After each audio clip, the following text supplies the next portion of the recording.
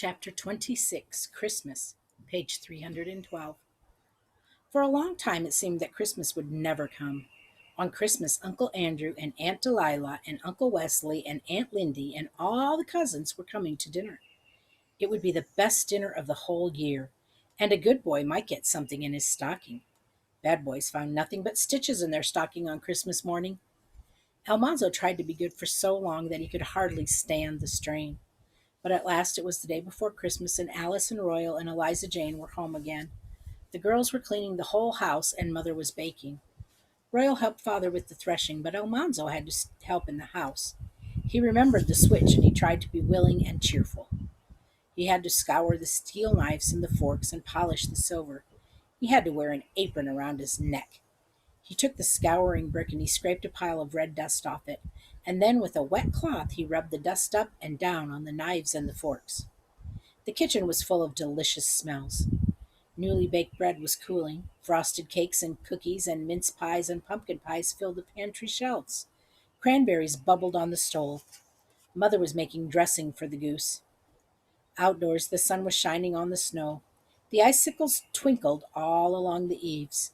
Far away sleigh bells faintly jingled, and from the barns came the joyful thud thud, thud thud of the flails. But when all the steel knives and the forks were done, Almanzo somberly polished the silver. Then he had to run up to the attic for sage. He had to run down to the cellar for apples and upstairs again for onions. He filled the wood box. He hurried in the cold to fetch water from the pump. He thought maybe he was through then. Anyway, for a moment, but nope, he had to polish the dining room side of the stove. Do the parlor side yourself, Eliza Jane, Mother said. Almanzo might spill the blacking. Almanzo's insides quaked. He knew what would happen if Mother knew about the black splotch hidden on the parlor wall. He didn't want to get a switch in his Christmas stocking, but he would far rather find a switch there than have Father take him to the woodshed. That night everyone was tired, and the house was so clean and neat that nobody dared touch anything. After supper, Mother put the stuffed fat goose and the little pig into the heater's oven to roast slowly all night. Father set the dampers and wound the clock. Almanzo and Royal hung clean socks on the back of a chair, and Alice and Eliza Jane hung stockings on the back of another chair. Then they all took candles and they went to bed. It was still dark when Almanzo woke up. He felt excited, and then he remembered that this was Christmas morning. He jerked back the covers and he jumped onto something alive that squirmed. It was Royal. He had forgotten that Royal was there, but he scrambled over him, yelling, "Christmas, Christmas! Merry Christmas!" He pulled his trousers over his nightshirt. Royal jumped out of bed and lighted the candle. Almanzo grabbed the candle and Royal shouted, "Hey, leave that be! Where's my pants?" But Almanzo was already running downstairs. Alice and Eliza Jane were flying from their rooms, but Almanzo beat them. He saw his sock hanging all lumpy, and he set down the candle and grabbed his sock. The first thing he pulled out was a cap, a button cap. The plaid cap was machine woven, and so was the lining. Even the sewing was machine woven, and the earmuffs were buttoned over the top. Almanzo yelled. He had not even hoped for such a cap. He looked at it inside and out, and he felt the cloth and the sleek lining. He put the cap on his head. It was a little large because he was growing, so he could wear it a long time. Eliza Jane and Alice were digging into their stockings and squealing, and Royal had a silk muffler. Almanzo thrust his hand into his sock again and pulled out a nickel's worth of hornpound candy. He bit off the end of one stick. The outside melted like maple syrup, but the inside was hard and could be sucked for hours. Then he pulled out a new pair of mittens. Mother had knit the wrists and the back in a fancy stitch. He pulled out an orange, and he pulled out a little package of dried figs, and he thought that was all. He thought that no boy could ever have a better Christmas. But in the toe of the sock was still something more. It was small and thin and hard. Almanzo couldn't imagine what it was. He pulled it out, and it was a jackknife. It had 4 blades. Almanzo yelled and yelled. He snapped all the blades open, sharp and shining, and he yelled, "Alice, look! Look, Royal! Looky, looky! My jackknife! Looky, my cap!" Father's voice came out of the dark bedroom and said, "Look at the clock."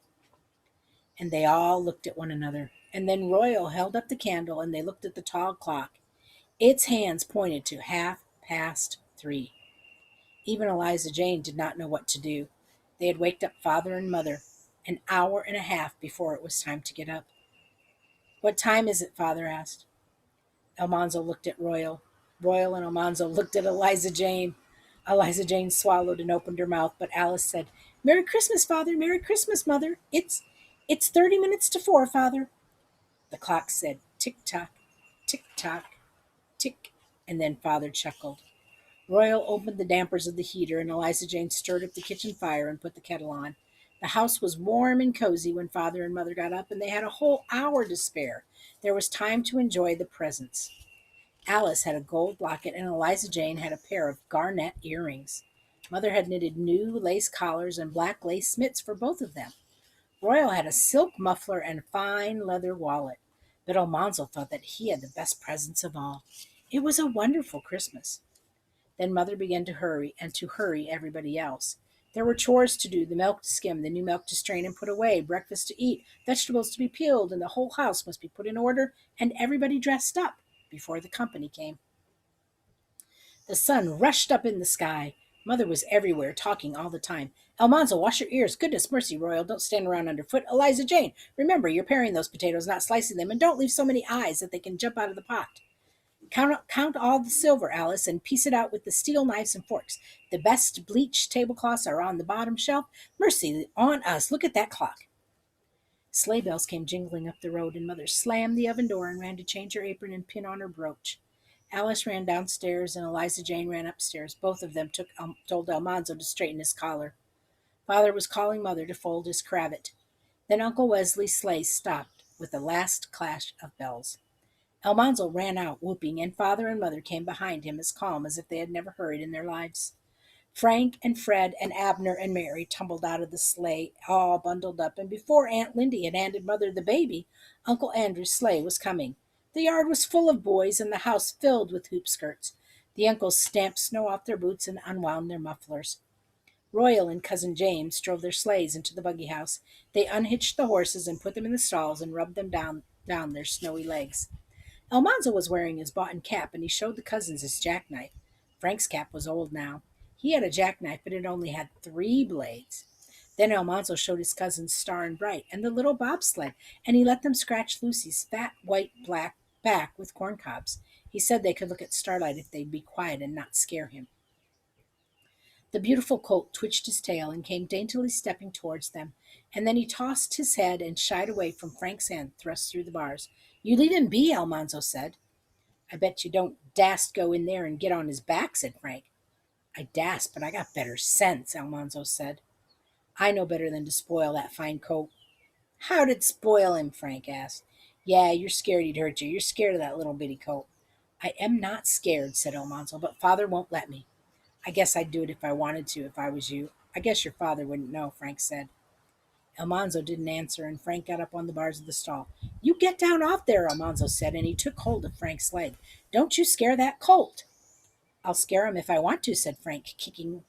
Almanzo hung on. Starlight was running around and around the stall, and Almanzo wanted to yell for Royal, but he knew that would frighten Starlight even more.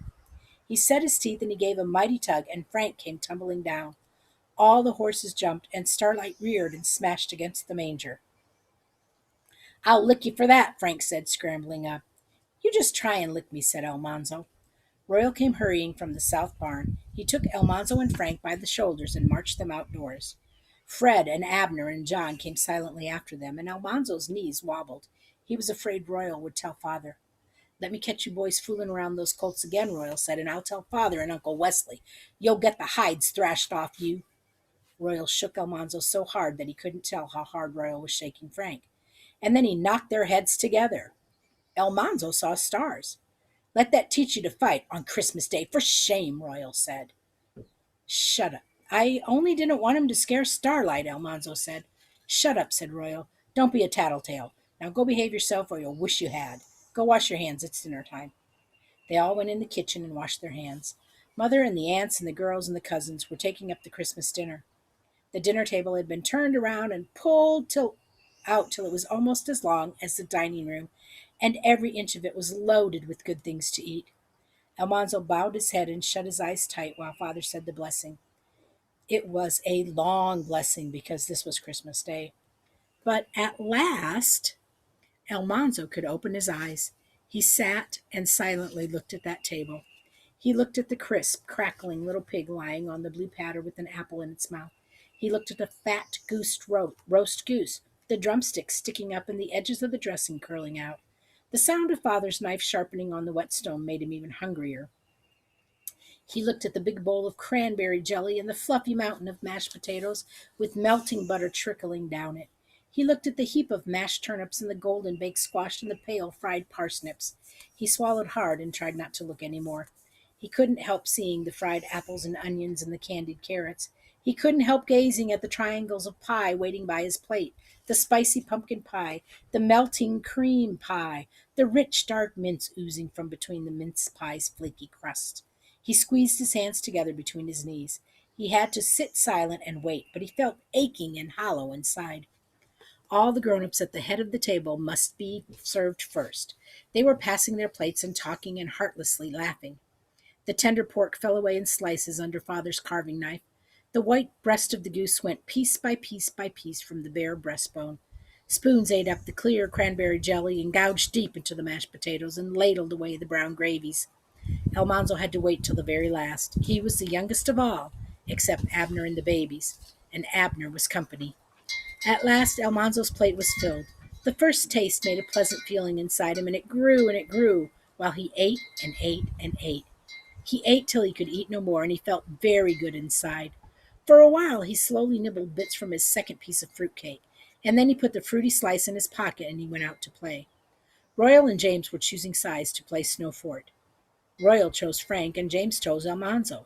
When everyone was chosen, they all went to work rolling snowballs through the deep drifts by the barn. They rolled till the balls were almost as tall as Almanzo, and then they rolled them into a wall. They packed snow between them to make a good fort. Then each side made its own little snowballs.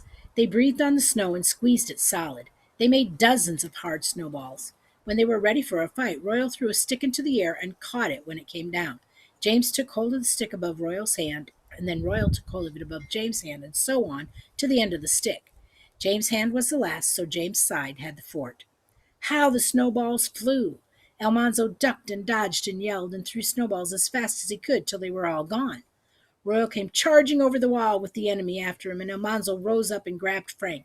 Headlong they went into the deep snow outside the wall, and they rolled over and over and over, hitting each other as hard as they could. Almanzo's face was covered with snow and his mouth was full of it, but he hung on to Frank and kept hitting him. Frank got him down, but Almanzo squirmed out from under Frank's head, hit his nose, and it began to bleed. Almanzo didn't care. He was on top of Frank, hitting him as hard as he could in the deep snow. He kept saying, "Holler enough! Holler enough!" Frank grunted and squirmed. He rolled half over and Almanzo got on top of him. He couldn't stay on top of Frank and hit him, so he bore down with all his weight and he pushed Frank's face deeper and deeper into the snow. And Frank gasped, "Enough!" Almanzo got up on his knees and he saw Mother in the doorway of the house. She called, "Boys, boys, stop playing now. It's time to come in and warm." They were warm. They were hot and panting. But Mother and the aunts thought the cousins must get warm before they rode home in the cold. They all went in, tramping, covered with snow, and Mother held up her hands and exclaimed, "Mercy on us!" The grown-ups were in the parlor, but the boys had to stay in the dining room so they wouldn't melt on the parlor carpet. They couldn't sit down because the chairs were covered with blankets and lap robes warming by the heater, but they ate apples and drank cider standing around, and Almanzo and Abner went into the pantry and ate bits off the platters. Then uncles and aunts and the girl cousins put on their wraps, and they brought the sleeping babies from the bedroom, rolled up in the shawls. The sleighs came jingling from the barn, and Father and Mother helped tuck in the blankets and the lap robes over the hoop skirts. Everybody said, "Goodbye, goodbye." The music of the sleigh bells came back for a little while, and then it was gone. Christmas was over. End of chapter 26.